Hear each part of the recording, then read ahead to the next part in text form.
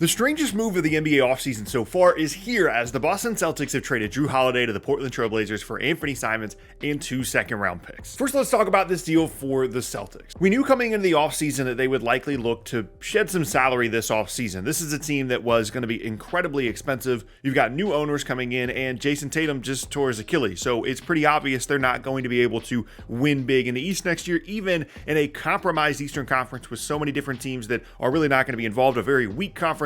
It's still pretty clear the Celtics are not going to be able to win a title next year without Jason Tatum. So there's no real point in having the roster be as expensive as it is. And so they're looking to move not just Jrue Holiday, but various pieces on their roster. We're talking about Kristaps Porzingis, even someone like Sam Hauser. All these guys are going to be able to help them save so much money on their payroll. And the concept was, let's take a year off, basically. Let's get rid of some salary. Let's wait for Jason Tatum to come back from injury and then really try and compete the following season. There have also been some rumors that they're getting some really crazy offers for guys like Jaylen Brown and Derek White, but so far they have resisted those offers and don't look to be going that far into a actual rebuild, and more so just a retool for one season. Having said all those things, I'm pretty surprised by this Jrue Holiday trade, because given the financial situation with the Celtics, the Tatum injury, there's a bunch of stuff happening here. We all kind of knew that Jrue Holiday was going to be available and probably get traded. I had an idea in my mind of what a Jrue Holiday trade would look like, and it just wasn't this. And it's pretty strange to say that what is essentially a salary dump for the Celtics is a win for them, but given their goals this offseason, given the direction that they're going in, this is absolutely a positive, really positive trade for the Boston Celtics. When you look at his contract over the next couple of seasons, a contract the Celtics just signed him to, by the way, last year, he's got 3 years left on his deal, making $33, $35, and $37 million. That last year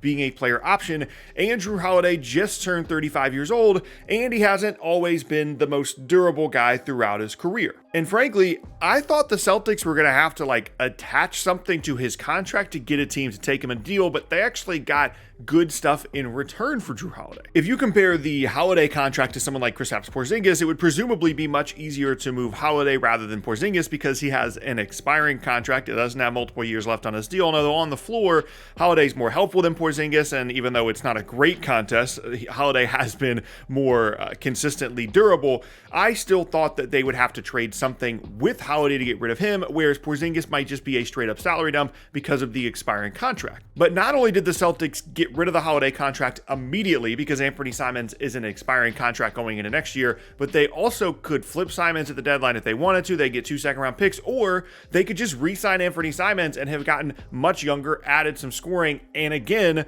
not had to attach an asset to Jrue Holiday to get rid of him in the first place. In this new kind of landscape in the NBA where teams are looking to shed salary, everybody's afraid of the second apron, I just assumed that a contract as big as Holiday's at 35 years old with multiple years left with a player option at the end of it would have required the Celtics to give up something. And obviously, I understand the value of Jrue Holiday. He was a critical part of the Celtics winning an NBA title. This one just surprised me. I would have thought that the trade would have looked something more like this on screen if the Celtics did end up moving on from Holiday. So given all those things, I'm going to give the Celtics an A- for this deal. I think it's really good value. Simons is an interesting piece for them, and I certainly don't think they're done making moves, but this is a really good step one. So what does that mean for the Trailblazers part in all this? Well, I actually think it's pretty underrated how good the Trailblazers were last year. People really weren't paying all that much attention to them, but with a really young core, some of those guys stepped forward and developed, they almost made the play-in in a tough Western Conference last year, and clearly they're looking to make the next step and see Jrue Holiday as that piece. But as I mentioned in the Celtics section,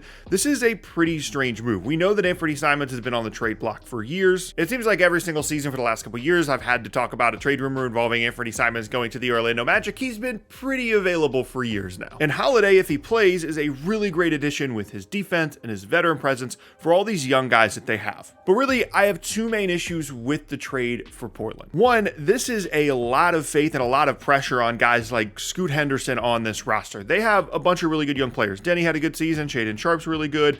Scoot was better, although that's not saying much after a disastrous rookie season. And getting rid of Anfernee Simons tells me that they have a lot of faith in specifically Scoot, but also the rest of the young players on the roster to really improve and be much better. Because even though Simons has been extremely available, he's a good player. He can shoot. That shooting and spacing is a pretty underrated aspect of how much that means to this Trailblazers roster. And to just assume that getting rid of Scoot and then bringing in such a defensive-minded player in Holiday is going to be a positive for Portland is a pretty big leap in my opinion, because one, you're assuming that Jrue Holiday is actually going to play, and two, you're kind of discounting how important Simons was to the team, and two, the contract. I have an issue with the contract that the Trailblazers just took on and what they sent out in exchange for the deal. I've already mentioned in the previous section, I felt like they probably would have gotten an asset. I thought the trade would have looked something like this if they did take on Jrue Holiday, and I think it's distinctly possible that over the next couple of seasons, they're paying a 35-year-old mid-$30 million per year for a guy that just doesn't really play all that much, and when he plays is impactful, but maybe isn't a fantastic fit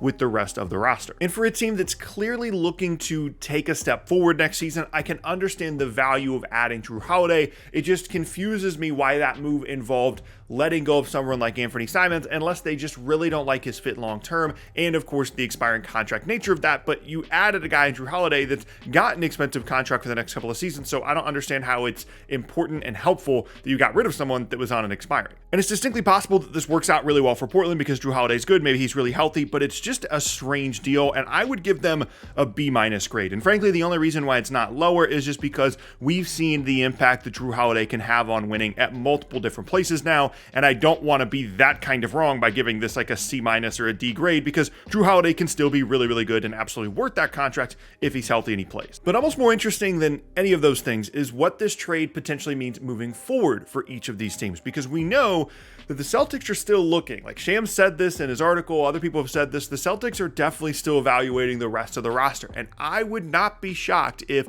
a team like the Rockets, for example, has this crazy offer out there for Jaylen Brown as someone that they want to bring in alongside Kevin Durant. They've still got plenty of pieces after adding Durant. We know that Ime Udoka has a past history with Jaylen Brown, and the Celtics, especially when they're getting back guys like Anfernee Simons that kind of gear a little bit even younger than I would have thought that they would be kind of going towards as they figure out what to do in the post Jason Tatum era here. This is a really, really interesting return as it relates to Jaylen Brown or possible other trades on this roster, maybe even someone like Derek White, where they really just try and add a bunch of assets. Maybe they re-sign Anfernee Simons in the offseason, and they have this whole completely different team by the time that Tatum comes back. So I'm definitely keeping an eye on Boston, and I'm keeping an eye on Portland, because trading for someone like Jrue Holiday, to me, tells me that they are more ready to make this big leap next year than maybe most people expected, and that could potentially involve getting rid of someone like Jeremy Grant. It could involve putting together a couple of these young players in a trade package to get some kind of start. It's clear that Portland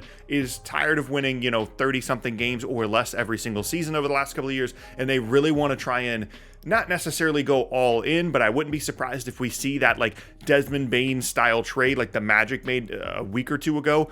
That kind of a deal for Portland, where it's another move that takes them potentially even further up what is going to be a very tough Western Conference standings next season. This is a super interesting, it's a strange trade, but it's a super interesting trade, and I can't wait to see more of them as the draft gets closer.